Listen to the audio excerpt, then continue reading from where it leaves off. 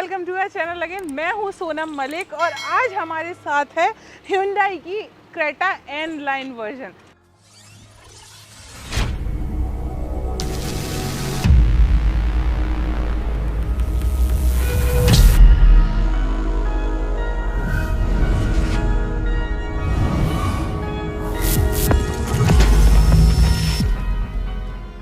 अब N line version regular Creta से कैसे डिफरेंट है वो मैं आपको बताऊंगी इस 1 मिनट के वीडियो में। उसके बाद लेके चलूंगी आपको डिटेल ड्राइव पर। गाइस, फ्रंट लुक में अगर हम बात करें तो यहाँ ग्रिल पर एन लाइन बैजिंग दी गई है। उसके नीचे अगर आप देखेंगे तो रेड इंसर्ट भी प्रोवाइड किए गए हैं। यहाँ पर ग्रिल में कुछ चेंज किया गया है। पहले यहाँ क्रोम वर्जन आया करता था, अब इसको डी क्रोम कर दिया गया है। ग्रिल और बम्पर में अगर आप देखेंगे तो ये काफी डिफरेंट है रेगुलर क्रेटा से। चलिए साइड प्रोफाइल में चल के देखते हैं। गाइस, इसके अलॉय व्हील्स कंप्लीटली चेंज हुए हैं। इनफैक्ट जो इसका डिस्क ब्रेक का कैलिपर है वो रेड कलर का हो गया है। इनफैक्ट जो इसके रनिंग बोर्ड पर रेड कलर का इंसर्ट है वो पीछे तक जाता है। गाइस, इसके फेंडर पे एन लाइन की बैजिंग है। इसके रियर लुक्स में बम्पर को रीडिजाइन किया गया है। ये रेड कलर के इंसर्ट जो है वो पीछे तक आते हैं। एंड इनफैक्ट इस पर डिफ्यूजर यूनिट्स भी दी गई है। इसका जो आप टेल पाइप देख रहे हैं इसको भी डुअल किया गया है और ये शेप में चेंज है। इसमें एन लाइन की जो बैजिंग है वो बूट में भी दी गई है। गाइस, इसका स्टीयरिंग कॉलम जो है वो एन लाइन सीरीज वाला ही है और ये वही स्टीयरिंग व्हील है जो आपको i20 N line and Venue N line में भी मिलता है। ये रेड कलर के इंसर्ट्स आपको थ्रू आउट दी बॉडी देखने नजर आएंगे, जैसे कि ये डिजिटल इंस्ट्रूमेंट क्लस्टर पर, डैशबोर्ड पर, एसी वेंट्स पर, सीट कवर्स पर और गियर नॉब पर भी। ये तो कुछ नोटिसेबल चेंजेस हैं, बट आपको मैकेनिकल चेंजेस जानने के लिए चलना पड़ेगा मेरे साथ ड्राइव पर। चलिए चलते हैं।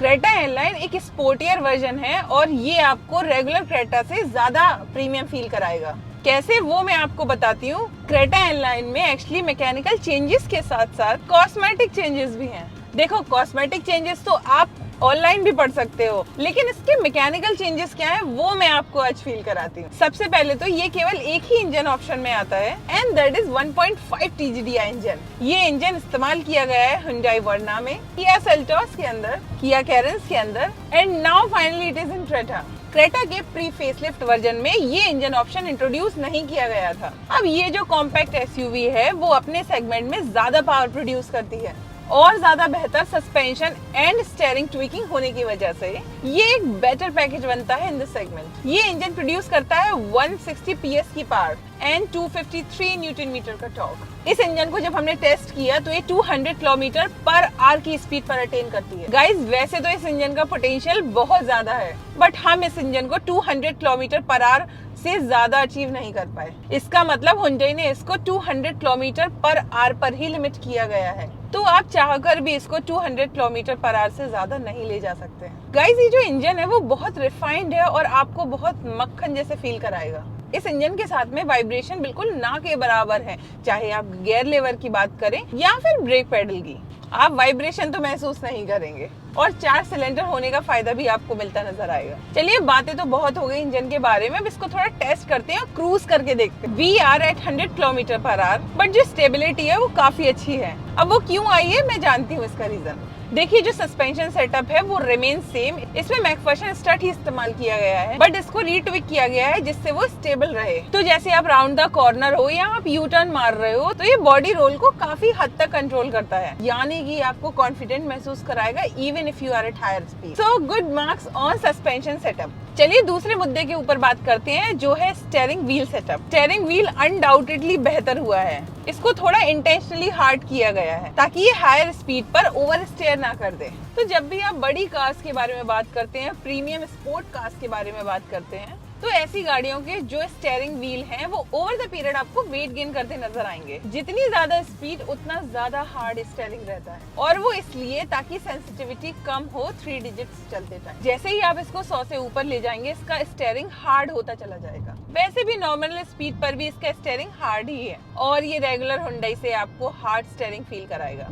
अननेसेसरी का प्ले नहीं है स्टीयरिंग व्हील में, जिसकी वजह से स्टीयरिंग फीडबैक इंप्रूव हुआ है। और स्टीयरिंग फीडबैक के बारे में बात करते करते तो ध्यान आया कि स्टीयरिंग कॉलम भी तो चेंज हुआ है। ये वही स्टीयरिंग व्हील है जो i20 airline and venue airline में इस्तेमाल किया गया है, यानी कि एयरलाइन सीरीज के लिए हुंडई ने अलग से स्टीयरिंग व्हील रखा है। काफी स्पोर्टियर लुक के साथ में जो इसके कंट्रोल्स हैं वो भी स्पोर्टी नजर आते हैं। इसमें जितने भी टॉगल्स हैं, जितने भी बटन्स हैं, उनको पियानो फिनिशिंग में रखा है। और इस स्टीयरिंग व्हील को एनी डे मैं अच्छे मार्क्स देना चाहूंगी। तीसरा मुद्दा जहां पर मुझे कुछ बदलाव नजर आया है वो है इसके ब्रेकिंग पे। मुझे रेगुलर क्रेटा के ब्रेकिंग से ज्यादा स्ट्रॉन्ग ये वाले ब्रेक्स लग रहे हैं। ऑल्दो हुंडई ने तो ऐसा कुछ भी अनाउंस नहीं किया है ब्रेकिंग को लेकर, बट मुझे ये ब्रेकिंग डिस्टेंस करता हुआ कम नजर आता है और ये पैनिक ब्रेकिंग में काफी हद तक अच्छा परफॉर्म करेंगे। हुंडई क्रेटा एयरलाइन अगर आप देखें तो इसमें व्यू बहुत अच्छा है, काफी ब्रॉड व्यू है। चलिए यहाँ से यू टर्न मारते हैं।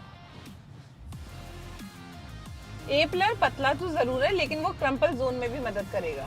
ORVM का जो डिजाइन है वो काफी ब्रॉड है और आपको पीछे का व्यू और ब्रॉड करके देगा।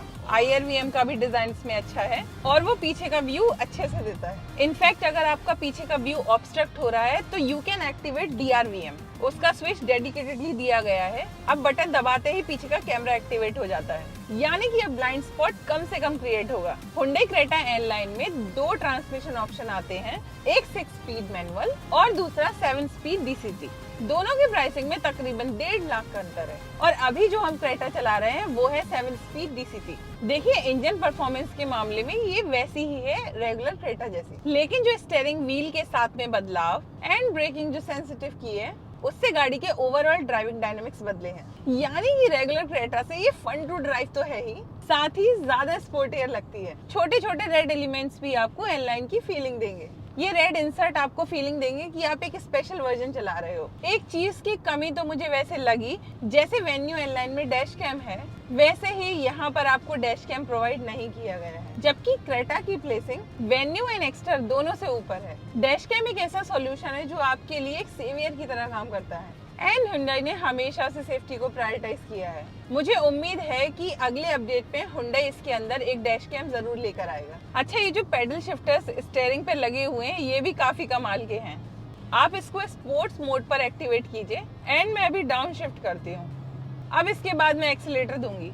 जो पेडल शिफ्टर्स हैं वो मैनुअल की फीलिंग तो जरूर देते हैं, but obviously they can not replace manual transmission. Hyundai की जो सीमलेस डिजाइन है इंफोटेनमेंट सिस्टम और डिजिटल डिस्प्ले का, वो काफी यूनिक है और लगता है देखने में कि एक ही स्क्रीन हो, क्योंकि इसकी जो पूरी थीम है वो ब्लैक रखी गई है और जो एडजॉइनिंग पार्ट है वो भी ब्लैक रखा गया है, तो ऐसा लगता है कि ये एक ही स्क्रीन हो। And the best part of this car is air conditioning unit, जो की काफी कमाल है। डुअल ऑटो क्लाइमेट कंट्रोल्स आपको मिलते हैं, यानी कि ड्राइवर एंड पैसेंजर अब अपने मुताबिक टेम्परेचर सेट कर सकते हैं। मटेरियल क्वालिटी हो, प्लास्टिक क्वालिटी हो या बिल्ट हो। चलिए मैं आपको थोड़ा सा पीछे लेके चलती हूँ दोबारा। तो अगर हम टायर्स के बारे में बात करें तो अननेसेसरी का टायर नॉइस, विंड नॉइस यहाँ पर नहीं है, जिसकी वजह से यूजर एक्सपीरियंस को ये और बढ़ाती। देखो इसके इंटीरियर्स तो काफी स्पोर्टी हैं, बट ब्लैक इंटीरियर्स होने की वजह से मुझे उम्मीद है कि गर्मियों में आपको तंग करेगी। बट एक अच्छी चीज है इसके साथ में, इंजन स्टार्ट स्टॉप रिमोटली। घर बैठे बैठे आप 10 मिनट पहले कहीं भी जाने के इंजन स्टार्ट कर दीजिए, एयर कंडीशनिंग स्टार्ट कर दीजिए, एयर कंडीशनिंग ऑटोमेटिक स्टार्ट होगी और गाड़ी आपको ऑटोमेटिकली ठंडी मिलेगी। एक्टिव के साथ साथ पैसिव सेफ्टी फीचर्स भी कमाल के हैं, जो इसको आउट ऑफ द बॉक्स तो बनाते ही हैं और सेफ्टी की तरफ और ज्यादा लेकर जाते हैं। अब ये गाड़ी 6 एयरबैग्स एस स्टैंडर्ड आती है, वो भी ऑलमोस्ट 11 लाख के बजट से स्टार्ट होती है। चलिए दोस्तों, आज के लिए तो फिलहाल इतना ही। उम्मीद है आपको ये वीडियो पसंद आई होगी। अगर पसंद आए तो लाइक और शेयर जरूर करना। Until next time, bye bye, take care, see या।